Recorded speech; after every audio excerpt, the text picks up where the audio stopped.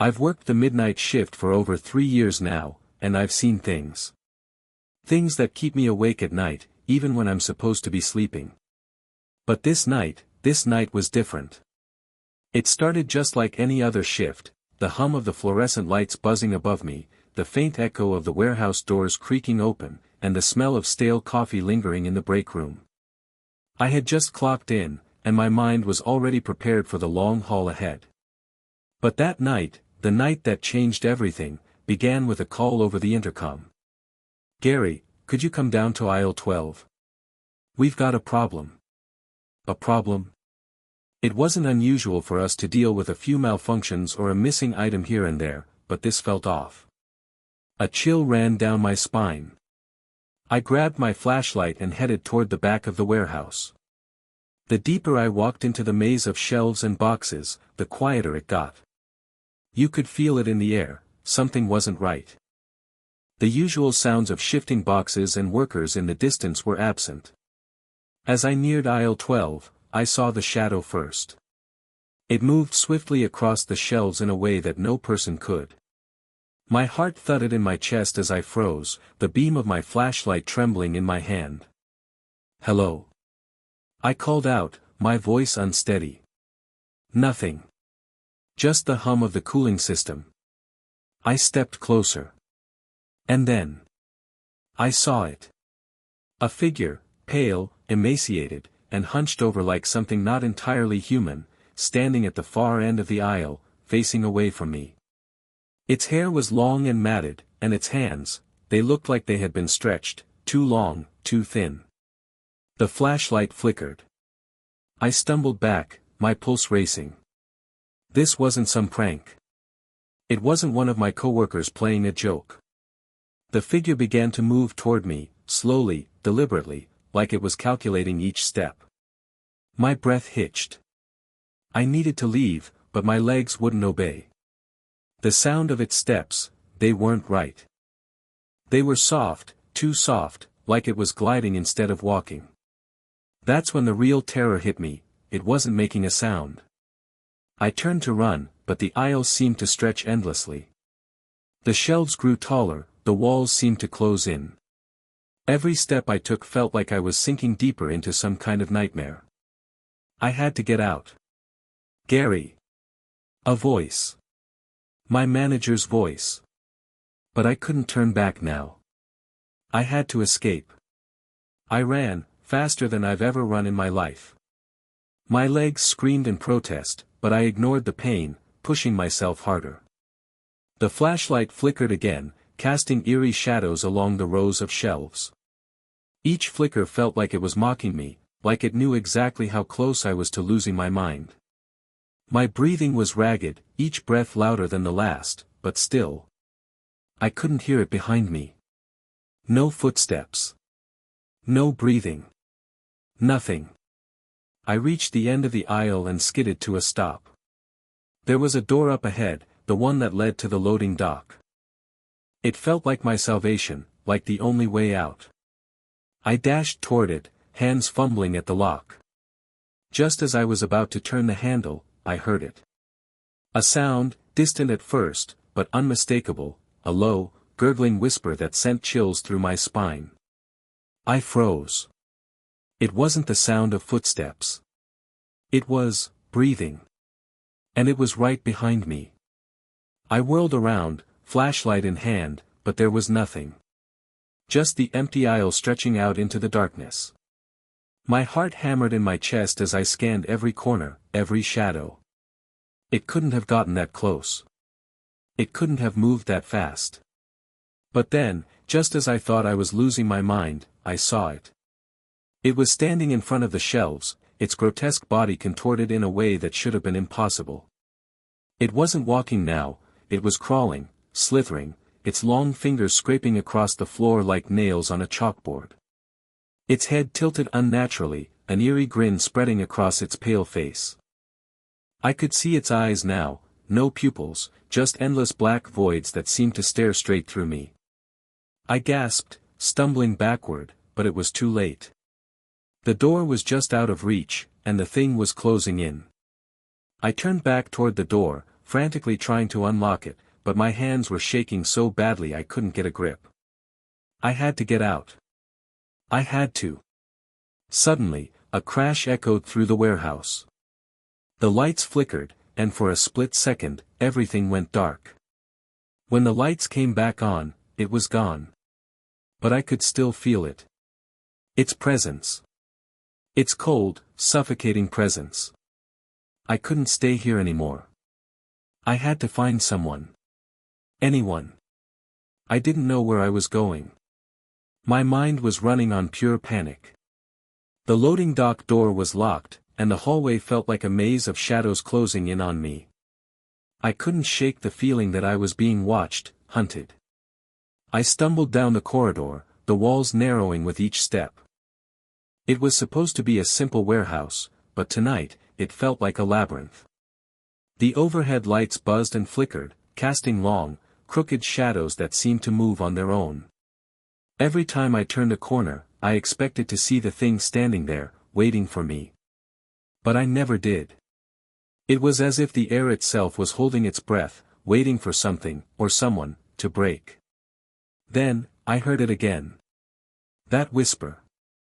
Low, guttural, barely audible, but unmistakably there. It seemed to come from the walls themselves. I pressed my back against the cold concrete, my heartbeat pounding in my ears. I had to be losing it. There was no one else here. The warehouse was empty. But why did it feel like I wasn't alone? My breath quickened as I took another step forward, my eyes darting around. A door ahead. The break room. I could make it there, regroup, call someone. Anyone. I just had to get to that door. But as I moved toward it, I heard the faint scrape of something across the floor behind me, soft, dragging footsteps, unmistakable. I whipped around. Nothing. I took another step, then another, and suddenly I heard it, a whisper, right behind me. I spun back to face the hallway, but this time, it wasn't empty. There it was. The thing. It was no longer crawling or slithering.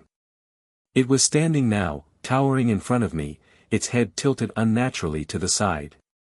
Its black eyes were locked on me, unblinking, as if it were studying me like prey. Its fingers twitched, the long, bony digits scraping together in anticipation.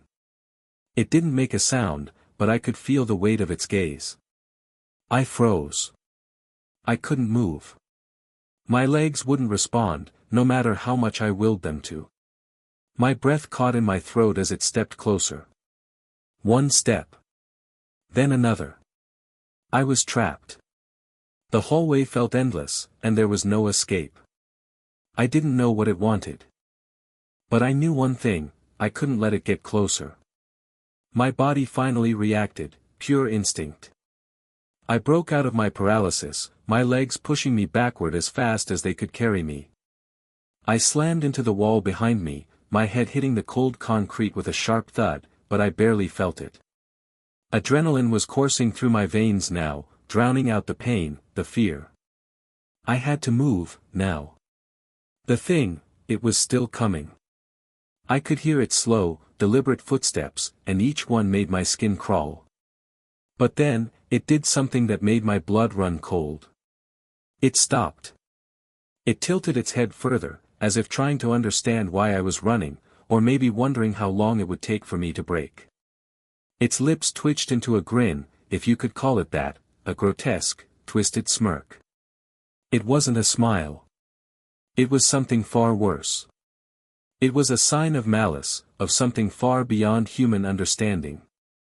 The hallway stretched out in front of me like a tunnel, narrowing with each passing second, as if the very walls were closing in. My heartbeat thundered in my chest, and my hands were slick with sweat, but I had to keep going. I had no choice. I turned and ran, my feet pounding against the hard floor. Every breath burned in my lungs, and my legs screamed in protest, but there was no time to think. Only one thought echoed in my mind, get out. I could hear it again, its footsteps, but they were different this time. Faster. Closer. And that whisper, that horrible whisper, was growing louder. It was almost like it was laughing, but the sound was too distorted, too inhuman. The walls were closing in around me, but I couldn't stop. I just couldn't stop running. The break room door was ahead. I could see the faint glow of the light through the window. I reached for the door handle, and with one last burst of strength, I yanked it open and slammed it shut behind me. I leaned against the door, gasping for air, my mind spinning. My hand was still on the doorknob, but I didn't dare open it. The whispers had stopped, for now. But I could still feel its presence, as if it were just outside, waiting. I stumbled toward the phone, my hands shaking so violently I nearly dropped it. With trembling fingers, I dialed the number for security. But as I waited for the line to connect, the phone crackled. Gary, the voice was unmistakable. It was my manager. But the voice that came through the receiver wasn't right. It was deep, guttural. It sounded wrong. Before I could even respond, the line went dead. I froze, the phone still pressed to my ear. The line was silent now, but my mind couldn't stop racing. That voice. It was like it had come from deep within the earth itself, distorted, twisted, like it wasn't even human anymore. I slowly put the phone down, trying to steady my breathing. I was losing it. That was the only explanation that made sense. My exhaustion, the stress of the midnight shifts, the isolation, it was all messing with my head. I had to calm down. Maybe the voice wasn't even from the phone. Maybe it was something else. But then I heard it. The sound of the break room door creaking open. I snapped my head toward the door, my heart dropping into my stomach. There was no way it had just opened by itself. I was sure I had locked it when I entered. But what if I didn't? I couldn't risk it. I had to check. I grabbed the nearest object, a metal coffee pot, and held it in front of me like a weapon. My hands were still trembling, but I stepped toward the door, my breath shallow. I was so close to the door when I heard it again, footsteps. Not the slow, dragging steps from before, but quick, sharp, deliberate steps. The kind of steps that someone takes when they want you to know they're coming. I flung the door open. And I saw nothing. Just an empty hallway stretching out in front of me, the dim fluorescent lights flickering overhead, casting long, jagged shadows that seemed to stretch unnaturally across the walls. I breathed a sigh of relief, but it was short-lived. The air around me felt thick, suffocating. My heart was still pounding, and I couldn't shake the feeling that I was being watched. I turned back into the break room and froze. On the counter in front of me, there was something new. A piece of paper, folded in half, its edges ragged and torn like it had been crumpled and flattened out again. I didn't remember it being there before. With shaking hands, I reached for the paper. It felt cold against my fingertips. I unfolded it slowly, my eyes scanning the messy handwriting on the inside. You can't escape. We're waiting. The word sent a jolt of panic through me. I glanced around the room, expecting to see something, anything, but it was just as empty as before. I turned back to the paper. The words were still burning into my mind. And that's when I heard it, the sound of something heavy dragging across the floor behind me. I didn't turn around. I didn't need to. I already knew what it was. I didn't turn around, but the sound was getting louder, closer, dragging itself across the floor with a grotesque scraping sound. It was coming from the hallway. No, it was coming from the break room, right behind me. I gripped the edge of the counter, my knuckles white, and forced myself to focus. Panic was surging, but I couldn't let it control me. I needed a plan. I needed to get out of here, but there was only one way out, through the hallway where I'd seen it before. Then I heard it again, a voice, soft and rasping, like dry leaves scraping across concrete. You can't hide from us, Gary. My heart stopped. How did it know my name? I glanced toward the door, but before I could even make a move, the temperature in the room dropped. It wasn't gradual, it was sudden, like someone had opened a door to the coldest winter, and the chill hit me with a violent rush. I could see my breath now, hanging in the air like fog. That's when I saw it. In the corner of the room, the reflection of the hallway appeared in the cracked mirror hanging on the wall. The image was distorted, too warped, too fuzzy, but there it was. The thing. It wasn't just standing there anymore. It was crawling across the floor, its spine twisting and cracking, like it was bending in impossible directions. Its head was now turned almost completely around, facing me through the reflection. Its eyes, those dark, empty pits, were staring straight into mine. It was smiling. That same twisted grin. It was waiting. I couldn't breathe. My pulse thundered in my ears, drowning out everything else. The room felt smaller, tighter, the walls beginning to close in on me, and the mirror seemed to grow larger, swallowing the entire room in its reflection. I wanted to scream, to run, but my body betrayed me. I couldn't move. My feet were glued to the floor. I could feel its presence growing stronger, its sinister aura suffocating me. My fingers twitched, but I couldn't make myself reach for the door. Then, as if the thing could sense my fear, it moved. Not in the reflection anymore. It was in the room. I saw it crawl into the mirror's frame, its long, bony fingers reaching toward me. No. No, no, no. I stumbled back, crashing into a table behind me, knocking it over. The crash echoed, but it felt like it was swallowed by the eerie silence around me. That's when I saw it. In the corner of my vision, through the mirror, it was now standing right behind me. I turned. Nothing. But I felt it. It was there. It was so close. So close. I reached for the door again, my hand trembling. This time, I twisted the handle, hard, and threw it open. But before I could step out, a cold hand clamped down on my shoulder. I couldn't scream. I couldn't move. The coldness of its hand seeped through my jacket like ice, and I could feel the skin of my shoulder begin to freeze. Every nerve in my body screamed at me to move, to fight, but I was frozen in place, held by the vice-like grip. I didn't turn to look at it. I couldn't. I didn't want to see what was behind me.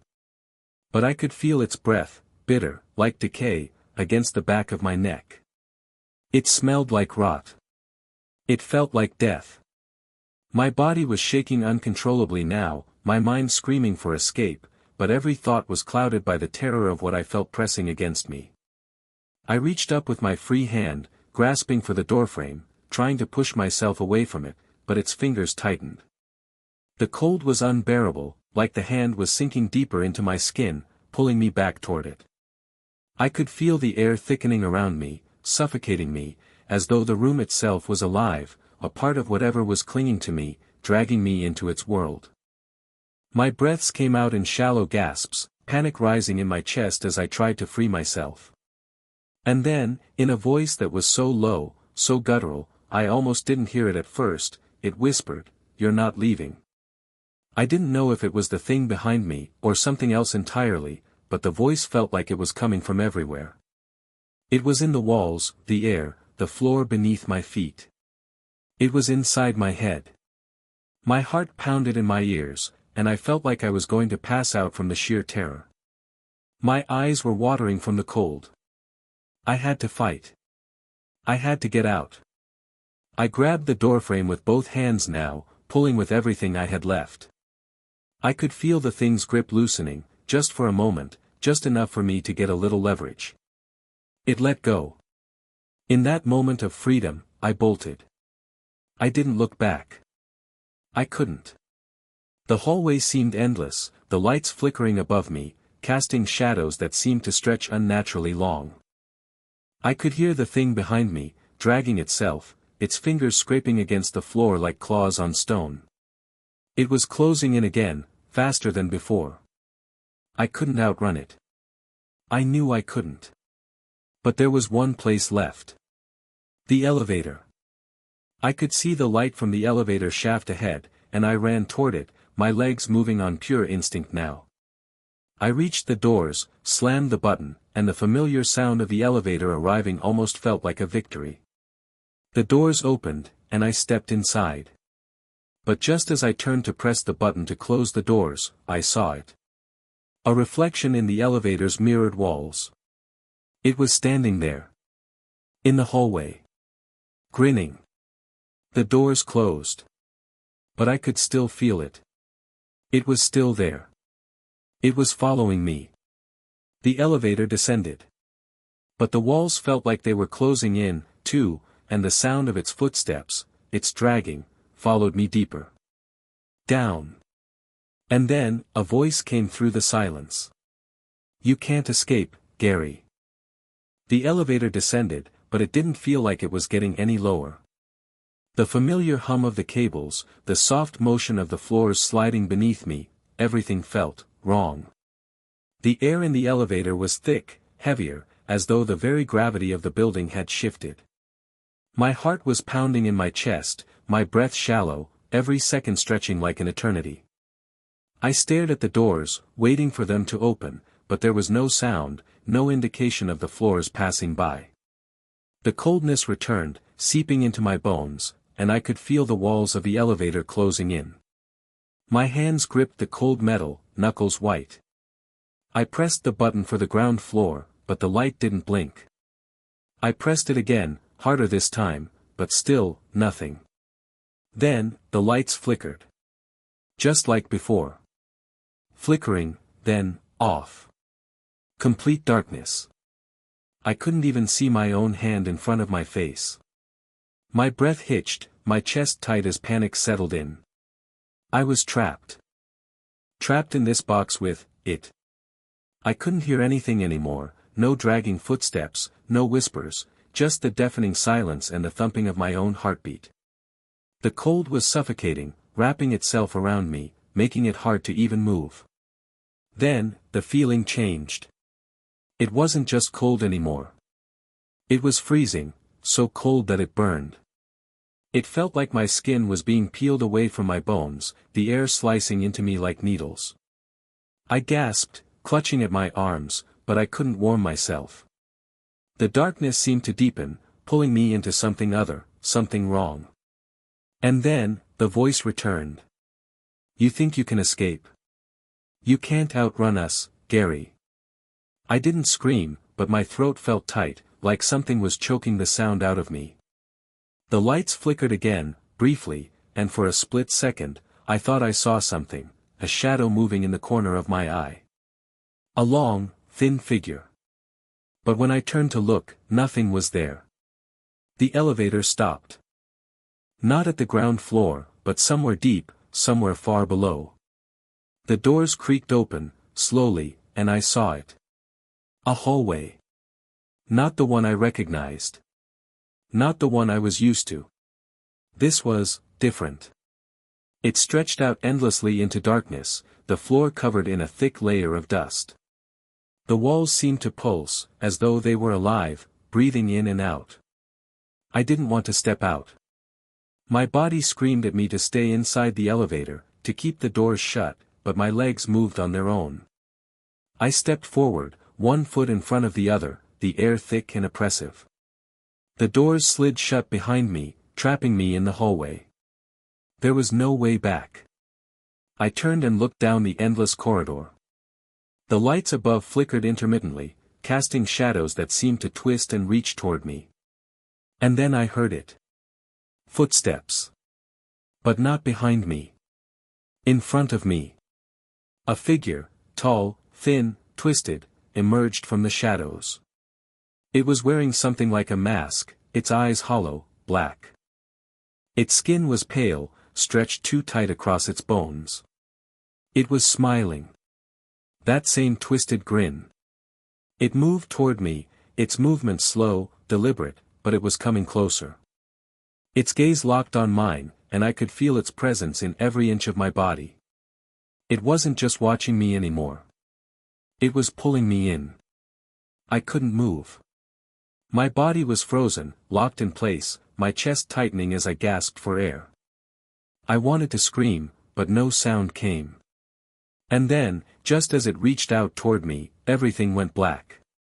I don't know how long I was in the dark. It felt like hours, or maybe days. My mind was numb, disoriented, and my body felt as if it had been stretched and torn.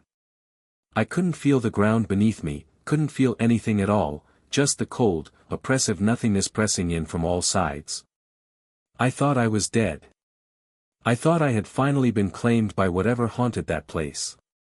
I had given up, resigned to whatever fate awaited me, when I heard it. The whisper. "Wake up, Gary." It wasn't just a voice anymore. It was a presence. A force. I could feel it inside my mind, swirling through my thoughts like something crawling under my skin. My eyes snapped open, and I gasped for air. I was still in the hallway. Still trapped. But now, there was something different. It was quiet. Too quiet. The oppressive darkness had lifted, and in its place was an eerie stillness. The air was thick, but I could breathe again. And then I saw it. The thing that had been chasing me, the one that had stalked me through every hallway, every shadow, was standing in front of me again. But this time, there was no smile. There was no twisted grin. Its black, empty eyes stared at me, unmoving, unblinking. "You're the last one, Gary." It spoke without moving its lips, the words filling the air like a chilling breath. And then it moved toward me, slowly, deliberately, like it had all the time in the world. I had one choice. I didn't know how, I didn't know why, but I knew I had to make it. I reached down, my hand trembling as I fumbled for the edge of the floor. There, buried beneath the dust, was a single key. A key that wasn't there before. My fingers closed around it, the cold metal biting into my skin. I had no idea what it would unlock, but I knew that if I didn't use it now, it would be the end. The creature was almost upon me. I stood up, shaking, the key clutched tightly in my hand. The creature stopped. Its head tilted slightly, as if it were waiting for me to make my move. I had no more time to think. With everything I had, I turned, running down the hall, the key glinting in my hand. The footsteps of the thing echoed behind me, but I didn't dare look back. The walls seemed to close in, the shadows stretching longer, but I pushed on, knowing that this was the only way. The hallway ended in a door, the one I'd been searching for. I didn't hesitate. I shoved the key into the lock, twisting it. The door creaked open. And then, silence. The light on the other side of the door was blinding. But I didn't care. I stepped through, the door slamming shut behind me, and the world disappeared. I woke up in my apartment, gasping for air, drenched in sweat. My body was covered in bruises, my heart still racing. I looked around, nothing was out of place. No creature, no shadows. But I knew what had happened. I wasn't crazy. I hadn't imagined it. And that thing, it was still out there. Somewhere.